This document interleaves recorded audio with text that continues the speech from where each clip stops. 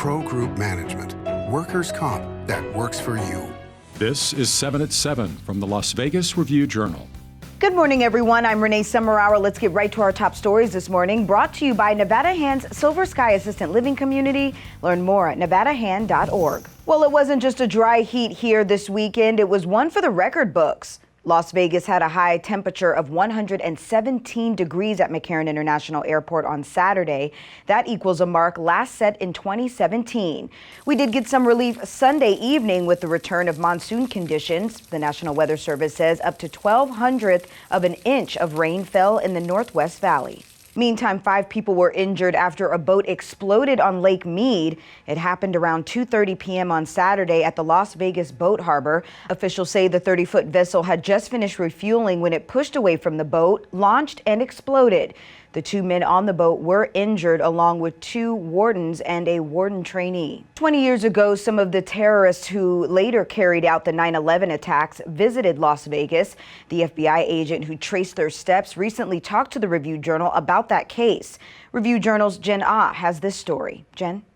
Well, Renee, the special agent in charge of the Las Vegas FBI field office became very emotional, explaining his personal turmoil while working on this massive investigation. Grant Ashley recalls receiving haunting intel from Washington, D.C.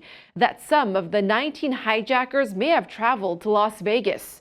He says his wife was a flight attendant at the time and had to return to work right after the attacks, so he was especially concerned for her safety.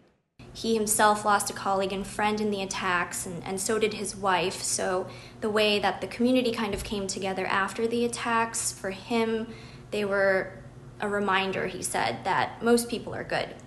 They found their first breakthrough at a low-budget motel on the Strip. According to the motel's records, the leaders of the 9/11 mission had stayed there on multiple occasions. The investigation later confirmed at least 1 hijacker on each of the 4 hijacked planes had visited Las Vegas in the months leading to the 9/11 attacks. Mr. Ashley says he believes the hijackers were in Las Vegas because they thought they could hide in plain sight while planning the attacks, but the actual investigation concluded without a concrete reason. Renee?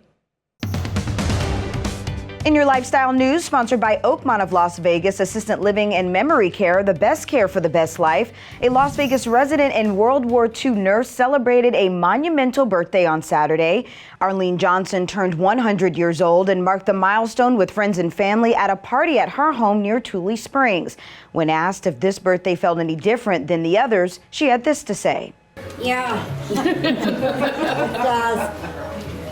I'm older and tired. Other than that, but that's something new. You're blessed. You're very blessed with a lot of family and friends. Thank you. Now it's time to take a look at your local weather forecast, sponsored by 1 Hour Air. No matter the season, no matter the reason, 1 Hour Air is here for you. Happy Monday, everyone. Excessive heat still in effect today, but will end by tonight. Sunny and hot with highs near 114 degrees. We could see showers and thunderstorms tonight again, about a 20% chance. For the rest of your week, we could see more rain chances on Tuesday night, and we also could get some relief Wednesday. In your business news, sponsored by Bank of Nevada, Bank on Accountability, a mountainside housing community in Henderson is seeing sales climb. Sales revenue for the ASCAYA community is on pace to double, and developers have closed on more than $38 million in deals so far this year. One of the main reasons people buy homes up there is because of the views. You get sweeping views of the Las Vegas Valley. You have a clear view of the Strip, of the whole skyline on Las Vegas Boulevard. So I know that's very attractive for a lot of people. You get very big home sites up there. People are building huge houses up in ASCAYA, so that's obviously a big draw for people who can afford that and want that sort of thing. In your health news, sponsored by 4M Dental, love your smile again. COVID-19 shots are not the only ones being given out these days. The Southern Nevada Health District is urging parents of kids entering kindergarten and 7th grade to bring them in for their school vaccines before class starts next month. And starting today, the district will give free backpacks filled with school supplies to the first 500 kids who visit its clinics for shots. Appointments are required for these vaccines. To make one, you can call 702-759-0850. Now here is your weekend sports update. UFC 264 took place Saturday with notable bouts such as Tai Tuivasa knocking out former NFL Pro Bowler Greg Hardy in the first round, and rising star Sean O'Malley knocking out newcomer Chris Moutinho in the third round. To break down UFC 264's main event, here's Heidi Fang. Dustin Poirier took home a first-round TKO victory over Conor McGregor in the main event at UFC 264 at the T-Mobile Arena. Conor McGregor, unfortunately, broke his lower tibia. UFC President Dana White said in the post-fight press conference that Poirier and McGregor will fight a fourth time, but first, Poirier will face Charles Oliveira for the lightweight strap. Sports betting sponsored by Las Vegas Paiute Tribal Smoky and Cigar Shop. Los Angeles Angels two-way sensation Shohei Ohtani is the 3-1 favorite at the Westgate Sportsbook to win the Home Run Derby today at Coors Field in Denver.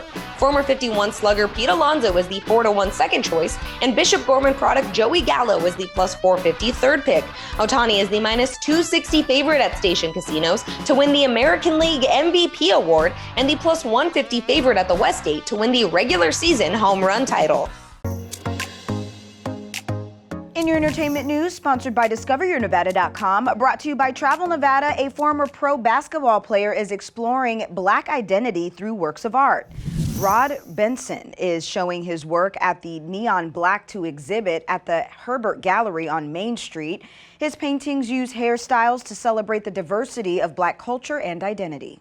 Anyone who comes in should spend, in my opinion, considerable time actually looking at each detail, because every detail is very intentional, and this is new for me, but each thing does tell a story. And I always do use that one as an example, but they all have different little ers and ahs that I think if you do consume them all or talk to me and I explain them all, I think you get the depth of the Black experience. Thank you for watching 7 at 7 a.m. I'm Renee Summerhour. If you have Amazon Fire TV, search Review Journal to download our channel. Watch Las Vegas breaking news streaming live on your OTT device.